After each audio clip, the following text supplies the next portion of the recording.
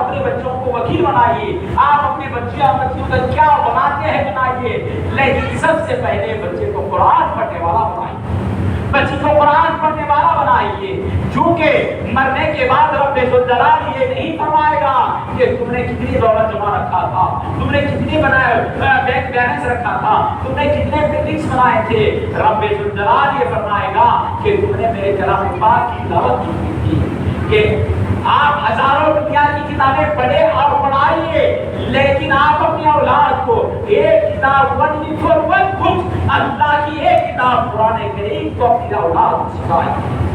اللہ پوچھے گا کہ تم نے اپنی اولاد کو ہزاروں کتابیں پڑھایا ہوگا، کیا تم نے اس قرآن کو اس کتاب کو پڑھایا جو میں نے میرے نبی حبیب علیہ السلام پر نازل فرمایا تھا؟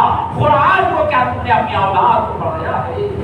عزیزان گرامی، آج یہ وہی رات ہے جس رات میں اللہ نے اس کلام عظیم کو نازل فرما دیا ہے۔ آج ہی کی رات میں اللہ نے قرآن عظیم کو حضور پاک علیہ السلام کے قلب احمر پر نازل فرما دیا ہے۔ قرآن کے نازل ہونے کی رات ہے۔ عزیزان گرامی، قرآن کریم کی تلاوت آپ اپنے بچوں کو پڑھائیے۔ ہمارے اس دنیا سے جانے کے بعد، اس دنیا سے رخصت ہونے کے بعد، وہی ہماری اولاد قرآن شریف کی تلاوت کر کے، قرآن پڑھ کر ہمارے نام پر بخشے گی تو ہمارے درجات میں بلندی ہو جائے گی۔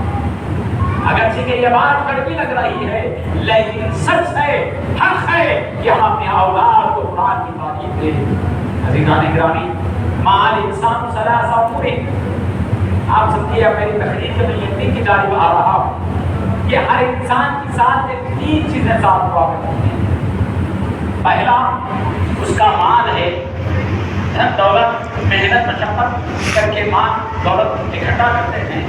دوسری اس کی اولاد ہے، اس کی اولاد ہے، لڑکا ہے، لڑکی ہے، رشتے دار و احباب ہے۔ تیسرا ہے اس کی اعمال، تیسرا ہے اس کی اعمال۔ مال محنت کیا، مشقت کیا، ڈبویا، جھوٹ بولا، غلط بولا، اس کو دگا دیا، اس کو دگا دیا، اس کا ڈبویا، اس کا ڈبویا، مال اکٹھا کیا۔ بیماری آ گئی، مال خرچ کر دیا، بیماری آئی، مال خرچ کر دیا۔ موت آ گئی، مال تن سے جدا ہو گیا۔ مال و متاع تھا، جیسے ہی تن سے روح نکل گئی تو مال تمام چھوٹ گیا۔ اب رہی چیزیں رشتے دار و احباب، رشتے دار و احباب کی زندگی کو تبدیل کرنے کے لیے نہلائیں گے، دھلائیں گے، کفن پہنائیں گے، خبر تک ساتھ آ جائیں گے۔ دو چیزیں دنیا میں چھوٹ گئے، مال و متاع بھی چھوٹ گیا، دم و دولت بھی چھوٹ گئی، رشتوں دار و احباب بھی چھوٹ گئے۔ جسے بڑی محبتوں سے پالا تھا، بڑی چاہتوں سے پالا تھا، بڑی الفتوں سے پالا تھا، ان کی ہر ایک خواہش کمپلیٹ کیا تھا، ہر ایک خواہش ان کی مکمل کر دیا تھا، دنیا میں چھوٹ گئی۔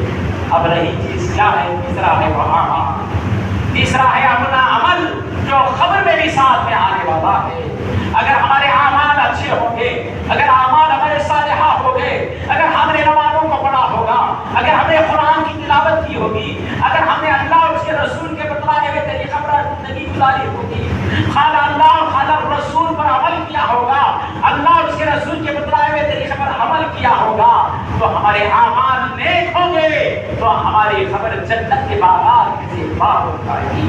سرکار مدینہ صلی اللہ علیہ وسلم سے محبت کیا ہوگا، اللہ کے نبی پر درود و سلام پڑھا ہوگا، سرکار سے محبتیں کی ہوگی، سرکار پر درود و سلام بھیج کر سرکار سے اپنا نور بندن باندھا ہوگا، گنبد خضرا سرکار مدینہ صلی اللہ علیہ وسلم سے محبت رکھی ہوگی، تو جب قبر جا کر اعمال صالحہ ہوگی تو خبر جنت کے باغات سے پار ہو جائے گی۔ اگر ہم نے اعمال صالحہ نہیں کیا، رب کی بارگاہ میں عبادتیں نہیں کی، جھوٹ بولا، دگا دیا، لوٹا، یہ اس معاملات کیا، سرکار مدینہ صلی اللہ علیہ وسلم سے محبت نہ کیا، سرکار سے اپنی عقیدت اور الفت نہیں رکھی، سرکار مدینہ صلی اللہ علیہ وسلم سے اپنا کنسرٹ نہیں رکھا، درود و سلام نہیں پڑھا، تو گویا کہ قبر جہنم کی گڑھوں میں سے گڑھا بن جائے گی۔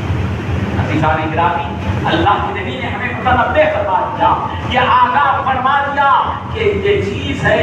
تو عزیزان گرامی اور برادران ملت اسلامیہ، سرکار مدینہ صلی اللہ علیہ وسلم کا صدقہ ہے کہ اللہ نے ہمیں یہ چیز عطا فرما دی۔ سرکار نے اپنے صحابہ سے پوچھا تم میں غریب کون ہے، تم میں مفلس کون ہے؟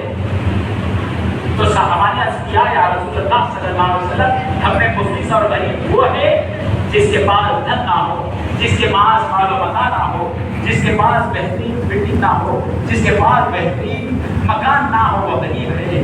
تو سنیے میرے آقا علیہ السلام نے کیا فرمایا، اللہ کے نبی نے کیا فرمایا۔ اللہ کے نبی نے ارشاد فرمایا، اے میرے صحابہ سنو، میرے نزدیک وہ غریب ہے، میرے نزدیک وہ غریب ہے جس کے پاس اعمال صالحات نہیں ہو، جس کے پاس اللہ کی عبادتیں نہ ہو، جس کے پاس نماز و روزہ نہ ہو، جس کے پاس قرآن کریم کی تلاوتیں نہ ہو، جس کے پاس اعمال صالحات کا عنبر نہ ہو، جس کے پاس نیکیوں کا بار نہیں ہو، وہ جس کے پاس میری محبتیں نہ ہو، جس کے پاس میری چاہتیں نہ ہو، جس کے پاس میری الفتیں نہ ہو، وہ میرے نزدیک غریب ہے۔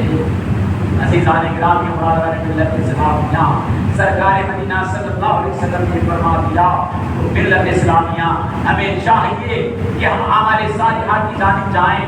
دیکھ رہے ہیں آپ کہ دنیا کا ماحول کیسا ہو رہا ہے، دنیا کا کلچر کیسا ہو رہا ہے، قدم قدم پر شیطان بیٹھا ہوا ہے۔ ان الشیطان للانسان عدو مبین، بے شک شیطان انسان کا کھلا کھلا دشمن ہے۔ شیطان یہ چاہتا ہے کہ اس کو دنیا کی لذتوں میں ڈوب دے، دنیا کی چاہتوں میں ڈبو دے، دنیا کی جانب پھیر دے، لیکن بندہ مومن وہ ہے کہ جو اس کو خون دے کر اللہ کے رسول کی جانب آ جائے۔ عزیزان گرامی، بالکل میں اپنی تقریر کی جانب، اینڈنگ کی جانب آ رہا ہوں، اختتام کی جانب آ رہا ہوں۔ آپ کی تھکاوٹ کو، آپ کے احساسات کو میں محسوس کر رہا ہوں۔ اب آئیے کچھ اور دیر آپ کے سامنے گزار کر کے اپنی بات تکمیل کر دوں۔ عزیزان گرامی، آپ کا دوست آپ سے ناراض ہو گیا، آپ کو رونا آ گیا، آپ کے آنکھوں سے آنسو نکل گئے، وہ حاصل کرنا چاہتے نہیں معلوم۔